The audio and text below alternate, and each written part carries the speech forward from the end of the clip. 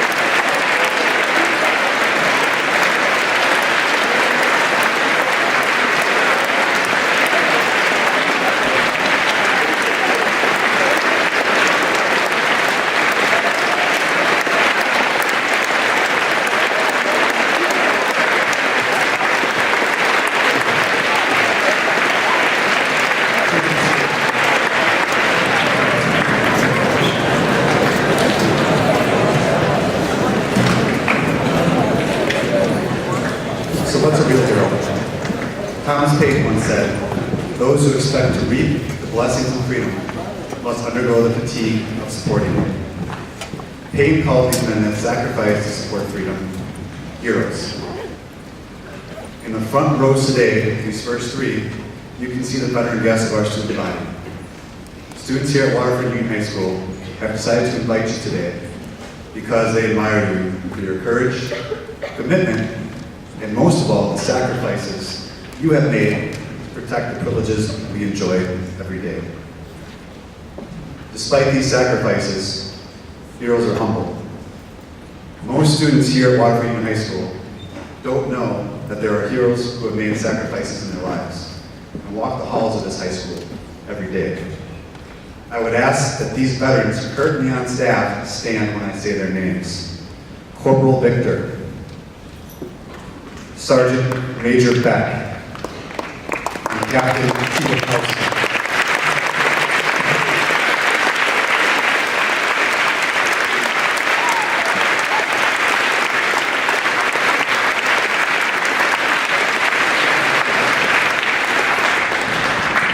These individuals have traveled many miles through adverse conditions. They have risked their lives crossing into unfriendly territories. They have lived in uncomfortable conditions.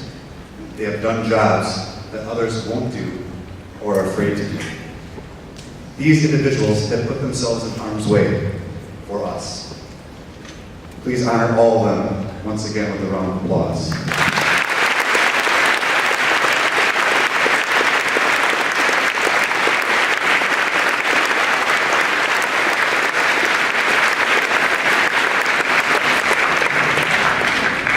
There are also heroes that have touched our lives that are not here today. If you walk through these gym doors into the atrium, you can see dozens of paper bricks on the honor wall with names of veterans who have answered the call of duty for families right here in Waterford. Each one symbolizes a soldier who has gone above and beyond and answered the call of duty to defend our freedoms. Some on that wall have paid the ultimate sacrifice. Yet, we remember. Not only do we remember, but students here at Waterford Union High School also honor the sacrifice of these individuals. Students do this in many ways. Some will do this by answering the call of duty. But those juniors and seniors who are currently enlisted or in the process of enlisting in our armed forces, please stand.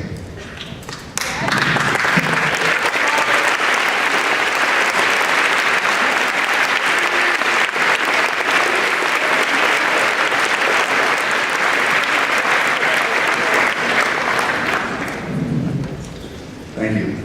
To honor the last special guest today, I would like to turn the microphone over to Brittany Smith, the AMVET White Clover Princess.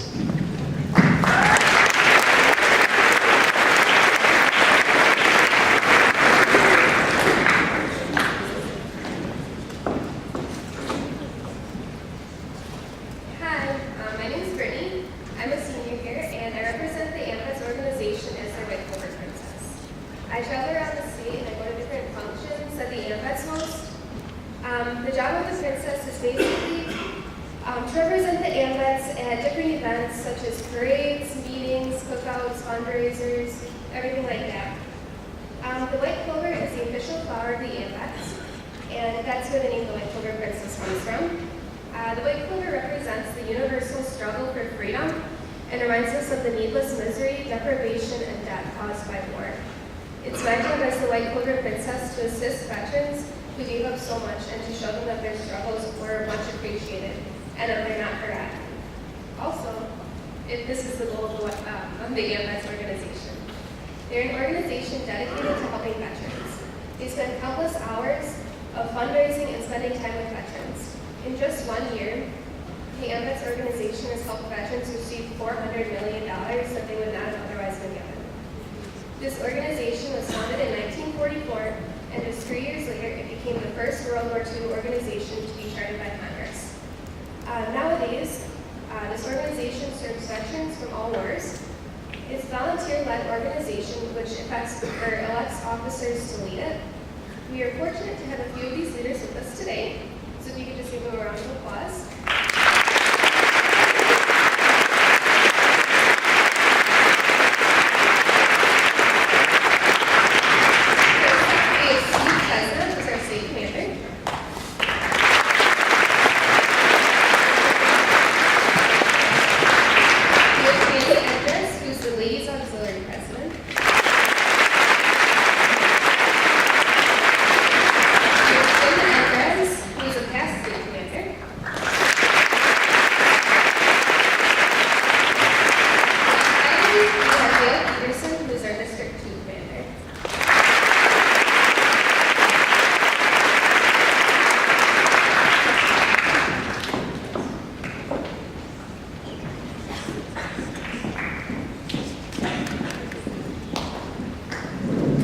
I now ask that we begin the program by having the members of the administrative post, number 20, advance the colors.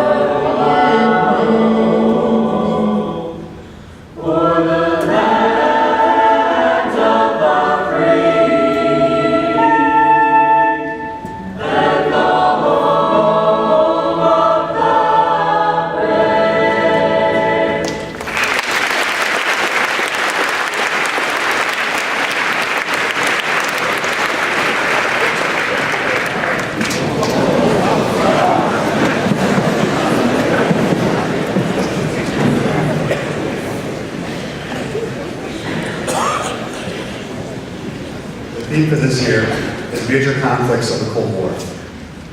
Today, we have three very special veterans from this generation who fought in either the Korean War or the Vietnam War. Before we introduce our special guests, I would like to invite our Badger boys and girls to provide some background about the Cold War and these two major conflicts. Nathaniel Brockman, can you please approach the stage?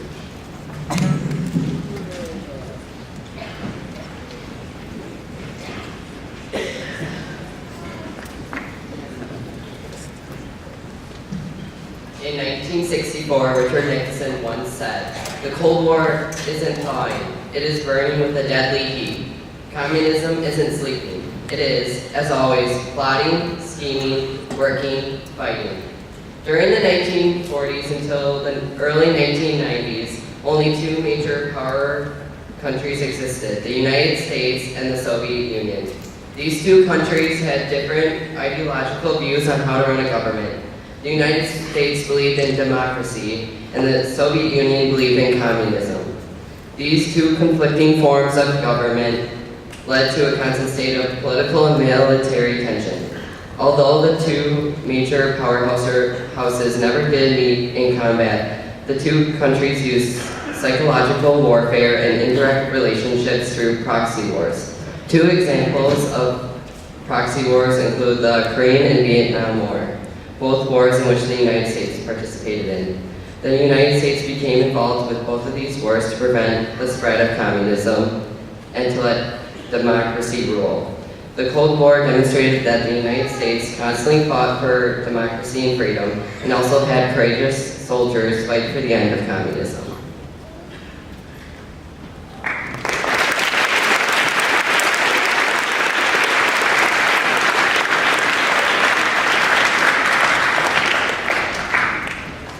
On June 25, 1950, the Communist North Korea invaded South Korea, hoping to unify the two countries by crossing the 38th parallel dividing line.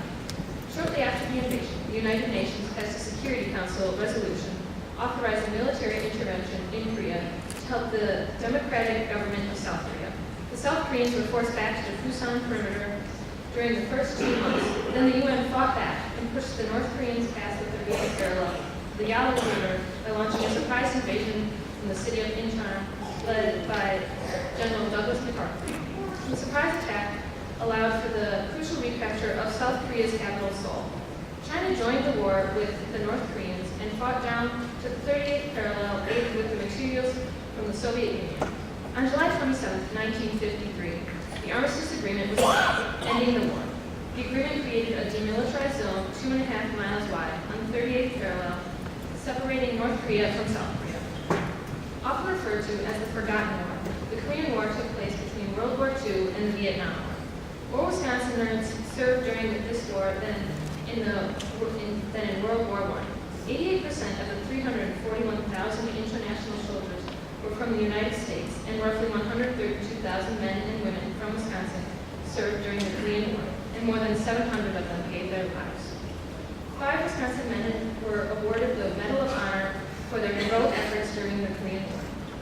Soldiers who fought during the war experienced harsh conditions of severe cold and rough terrain. Many men died from frostbite. The Korean War successfully saved South Koreans from one of the most totalitarian governments in the world. North Koreans are controlled by a corrupt government and are part of one of the most isolated countries in the world. South Korea has become a presidential republic and has a good, stable, export-based economy. The country has a high standard of living that our troops helped give them. South Korea became so stable that it hosted the Seoul Olympics in 1988. The men and women who fought for South Koreans will not be forgotten, but honored for their heroic efforts to save millions of innocent people. We thank you for your selfless bravery and heroism.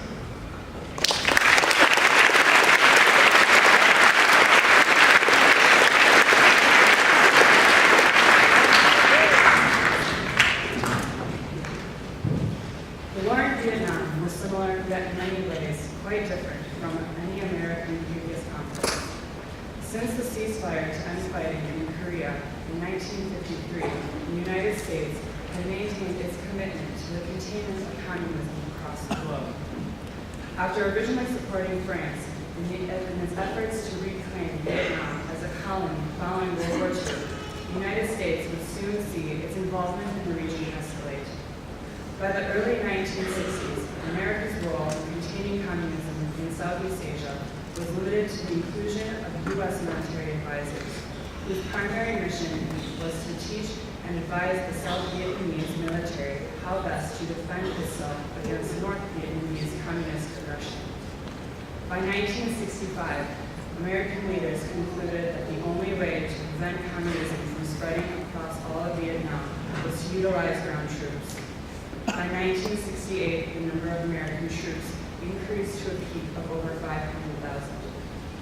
It was also in the year 1968 that attitudes and opinions about the war began to shift.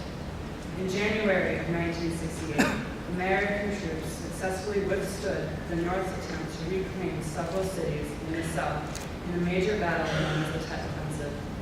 While American soldiers were successful in military tactics in the Tet Offensive, growing concerns back home about the length and cost of the war were starting to make it increasingly unpopular with the American people. As the war continued into the 1970s, American forces continued to target North Vietnamese and Viet Cong supply routes, especially along the Ho Chi Minh Trail. After years of fighting, a ceasefire was negotiated in 1973 to end the fighting and bring American troops back home with honor. More than 1,160 Wisconsinites gave their lives to fight against communism. A total of 58,220 men never came back to the United States but lost their lives with honor. For those who returned, they still face the previous pains of their years in battle. To give you an idea of what our veterans faced, imagine your life now here in Wisconsin. The Wisconsin weather, the comfort of your home. Now imagine an area full of jungles and vegetation hiding your enemies, with climates that drain your energy within hours, and you constantly slapping at insects. This is only an understatement of what our veterans had to face. Today, everyone, please give thanks to those you know who have or are currently fighting for our rights to live the lives we have today. They have faced things we can only imagine, and continue their lives with the same American spirit. To the veterans with us today, I and everyone else, thank you for your time in the fields and your service to our country, especially during the Vietnam War.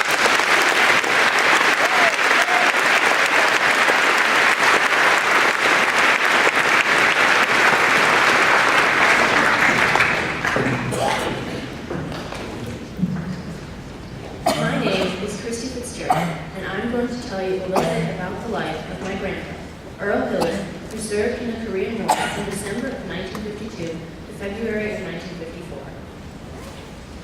Grandpa Hillen graduated from the University of Tennessee with a degree in mechanical engineering. While in college, he joined Army ROTC to become an officer. After graduation, he was assigned to the Army Corps of Engineers and stationed initially with a battalion in the southern tip of Korea at Pusan and later near the capital city of Seoul, South Korea. Grandpa was in charge of a platoon of 50 enlisted men whose job was to build roads, bridges, and runways. His platoon used a quarry for gravel and asphalt, mainly for repaving roads, and a small airstrip used for reconnaissance. His company could also use their heavy equipment and large trucks to transport soldiers from one point to another. He remembers hearing artillery shells whistling overhead on one mission, stationed in Seoul, while moving a company of South Korean soldiers from one point of the front to another. When something went wrong with a road or a bridge, the Army headquarters called the Corps of Engineers company to fix the problem. Grandpa's unit used a heavy crane to fix many unusual situations. In one of these pictures, the shoulder of the road collapsed, causing the heavy truck to flip over. Other problems including having bridges collapse due to heavy military loads. Company 341 also built panel bridges, known as baby bridges, the kind of bridge where the center of gravity is kept on one side of the span, and panels are cantilevered across the span to build a temporary crossing instead of a permanent bridge.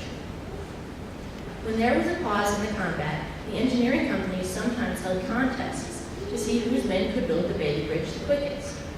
They'd find a big ravine, start their men on opposite sides, and deploy their panel bridge trucks. The finish line would be whichever company's Jeep drove across a completed bridge first. Then they'd pack up their gear, track the Bailey bridges back onto the trucks, and be ready for the next battle if troops needed a road built or repaired quickly. When Grandpa joined the Army, he was a second lieutenant, and the normal progression was promotion to first lieutenant after 2 years of service. His tour of duty wrapped up in Korea just before his turn came for promotion, so when he returned to the States, he found out that he would end the war just as he started it, a second lieutenant, which was fine by him. He was grateful to be back in one piece. He returned home to Tennessee and married his college sweetheart, my grandma. They had 2 daughters, my mom and my aunt. Grandma and Grandpa Hillen have been married for 59 years. Grandpa worked around the U.S. and overseas as a mechanical engineer for over 30 years at Babcock & Wilcox, a company that designs huge boilers used by power plants and paper mills. At their family farm in Tennessee, I have great memories of tractor rides by the Clinch River, ATV rides on trails in the mountains, and mucking around the streams. About 5 years ago, Grandpa and Grandma moved from Tennessee to Wisconsin to be closer to my mom and 5 of their 8 grandchildren and their 2 great-grandchildren. Going over to Korea probably was the last thing Grandpa really wanted to do as a 22-year-old with a steady girlfriend and a brand new college diploma. Thank you, Grandpa, for helping protect America by defending freedom far away from home on the other side of the world.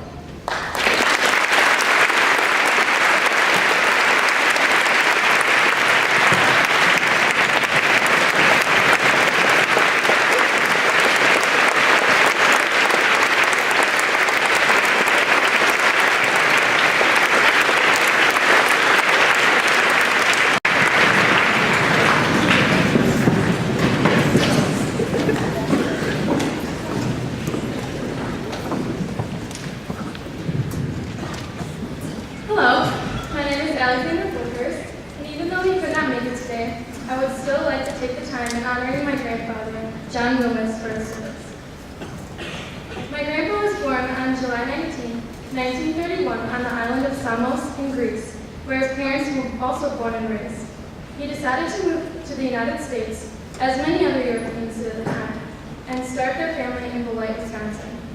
When the Korean War was beginning, my grandfather had a choice to either enlist in the branch of service of his choice or be drafted into a government-chosen location. He decided to enlist in the Air Force and was sent to San Antonio, Texas, for 8 weeks of training camp. Then, when the war began, my grandfather was stationed at the Stanton Air Force Base in upstate New York.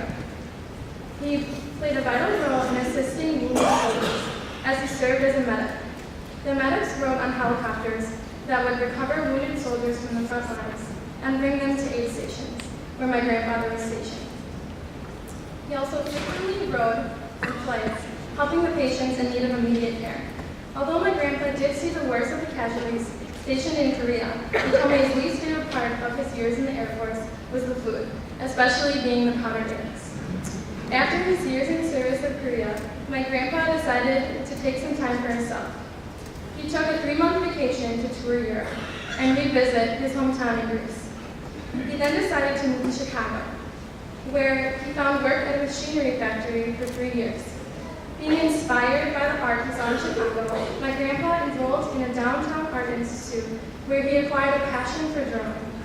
Another passion he captured was when he spotted my grandma at a church service one Sunday, and he still tells me it was love at first sight. They married in the same church in Chicago and then moved to Davis, Illinois, where they started their family and still live today. Even in retirement, my grandpa still keeps his passion for art as he illustrates children's books, and his love for my grandma as they go ballroom dancing every Saturday. My grandma's story has taught me a lot about hard work and the importance of family. It takes more courage than I will ever know to risk one's life. I cannot thank my grandfather and everyone being honored here today enough for the sacrifices they have made for the safety of their country. Thank you for the opportunity for me to speak today, as it has given me the chance to be reminded of the people who will be so easily taken for granted.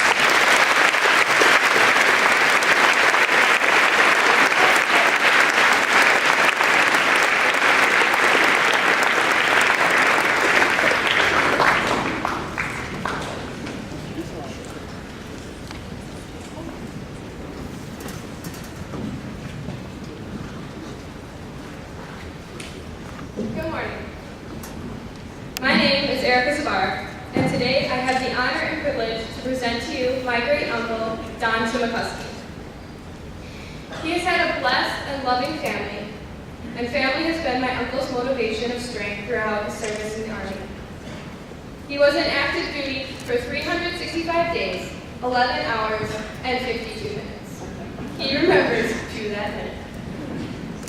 Drafted at 19 and a half years old, my uncle was months away from starting an apprenticeship, but instead he took his call of duty into Vietnam.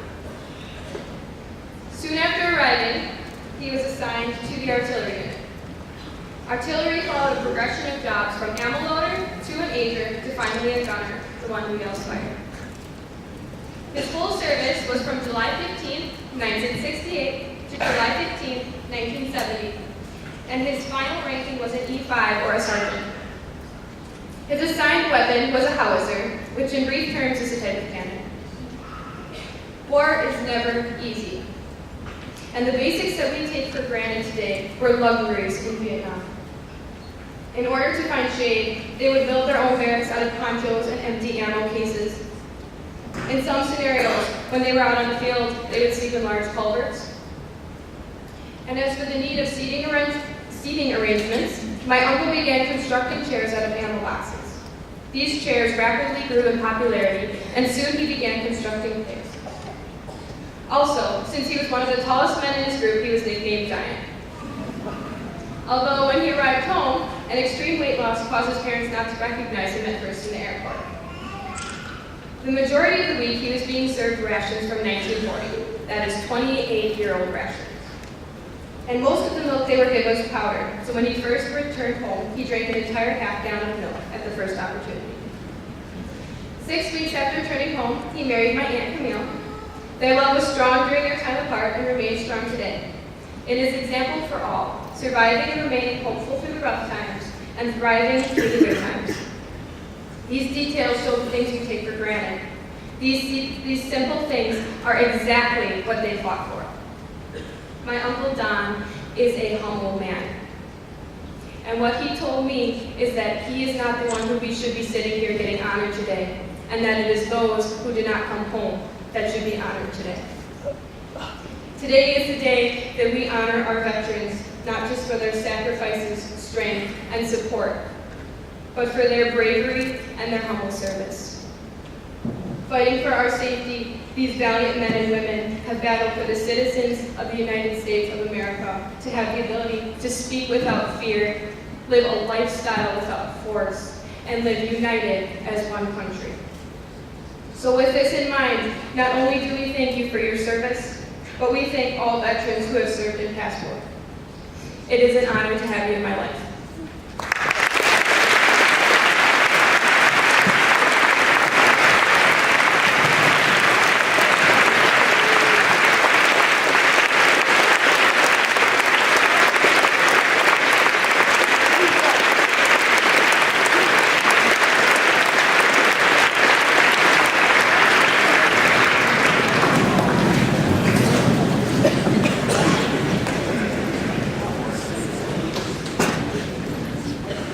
Veterans Day is a national holiday dedicated to honoring the men and women who have served this nation so well in our military service branches. Originally, this holiday was known as Armistice Day, in celebration of the armistice or truce that ended the fighting in World War I. The signed Armistice Treaty ended the fighting officially at the 11th hour of the 11th day of the 11th month, which was in 1918.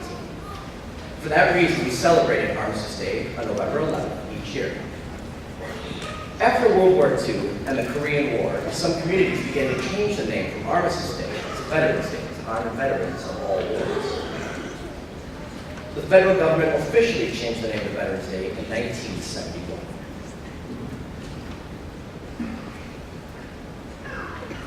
Today, I ask you here at Waterford Union High School, what do you think of when you hear the phrase, "welcome home"? As high school students, we don't fully understand the term welcome home. We say hi, hello, but welcome home? The biggest problem is that we have not left home for any extended period of time. Well, what about soldiers? It's a pretty safe bet they've left for an extended period of time. It's not for a basketball or a football camp. It's for a war. They are gone. Excuse me. All of our great nation has taken part in the past wars have been extremely important. In the cases of World War I and World War II, it was to fight what the world back then saw as evil. In the Iraqi and Afghanistan wars, we fought terrorism as a whole, which included, but was not limited to, the attacks on the Twin Towers and the Pentagon.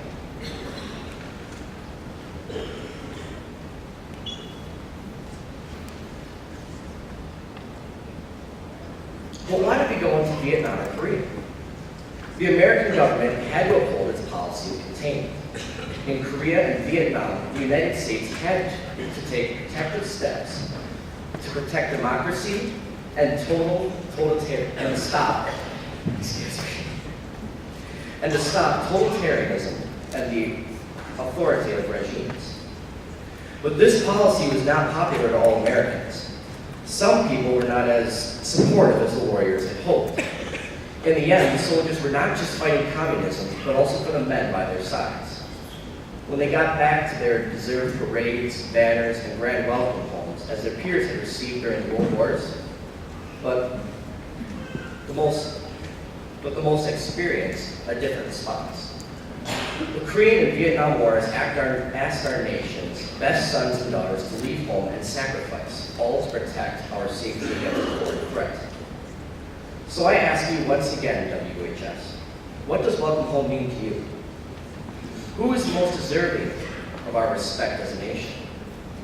It is these brave men and women, these fathers, daughters, sons, these warriors and these heroes, these soldiers. So on behalf of all of us here at Waterford, from your friends and family, and from all those who have not forgotten your sacrifice, I say thank you and welcome home.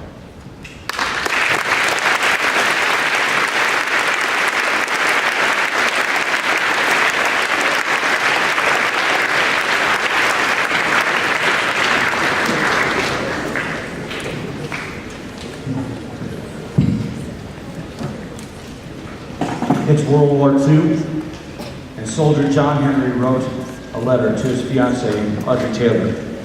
Part of it reads, "It's hard to describe what's going on here, but let me try with these words. We walk in a fog that forever surrounds us, and hark to the moonlit night. We tread on the treacherous moss that confounds us, and darkness of dusk human heart does blight.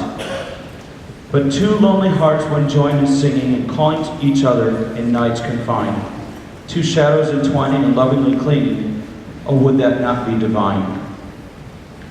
It's best I don't dwell on the subject, for I feel my heart will burst. I love you, John."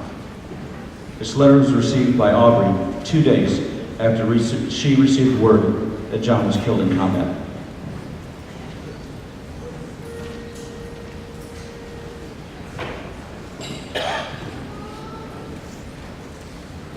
We walk in a fog that forever surrounds us, and hark to the sound of the moonlit night.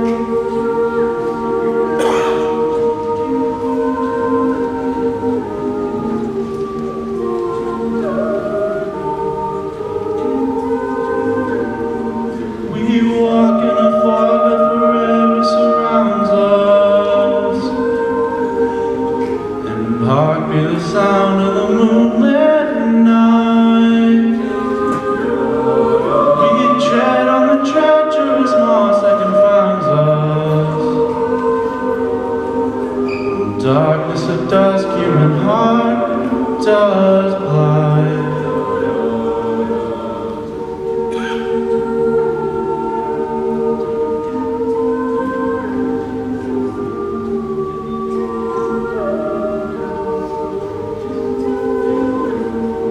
We walk in a fog that forever surrounds us, and hark to the sound of the moonlit night. We tread on the treacherous moss that confounds us. In darkness as the dusk human heart does blind.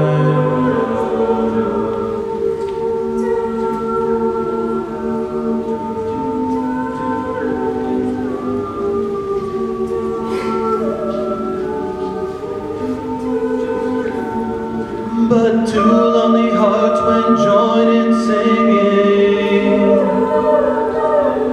and calling each other at nights confined, two shadows entwining and lovingly clinging. Oh, would not that be divine, divine,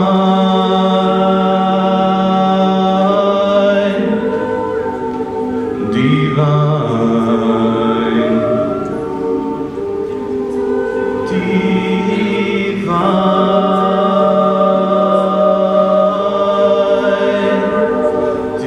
divine.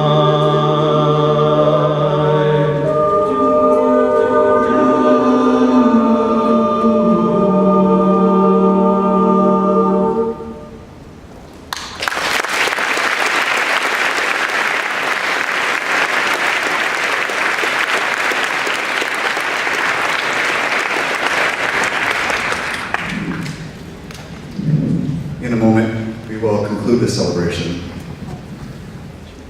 After the colors are retired, there'll be a playing of the musical piece Taps and a gun salute to honor the soldiers who have fallen in combat. This is a reminder to remain standing and to remain silent out of respect during this portion of the ceremony. With that said, gentlemen, please retire the colors.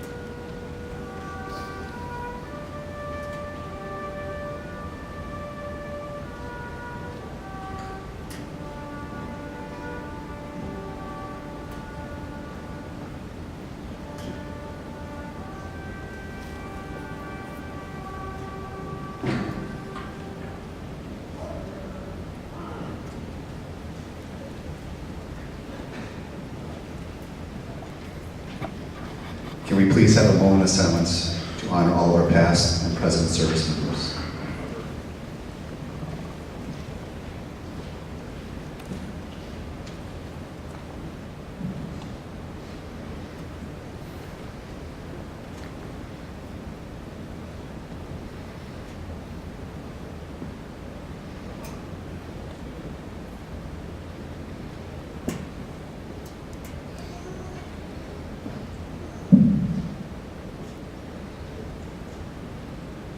Thank you. You may be seated.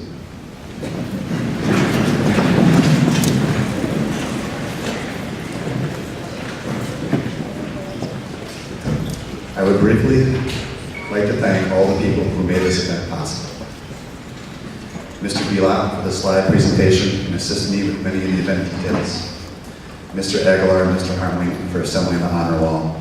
Mr. Schuster for setting up the stage. Mr. Beck and Mr. Vick for setting up the gym. Mrs. Stone and her drama class for putting together the spotlight. Mr. Korb, Mrs. Stone, and Mrs. Dukowitz for the reception decorations. Mr. Mahan and the jazz choir for the musical performances. Dan Gross and Kevin Hegeman for the sounds and projection screen setup. Mrs. Buell and Mrs. Hamilton for the food our veterans will be provided with after this event. And finally, WHS students, I would also like to thank you for the respect you have shown our veterans during this event. Last, this event would not be possible with the members of the Esmond Trader Post, number 20. Will you please stand and give one last loud Wolverine applause for yourselves and all these veterans here today.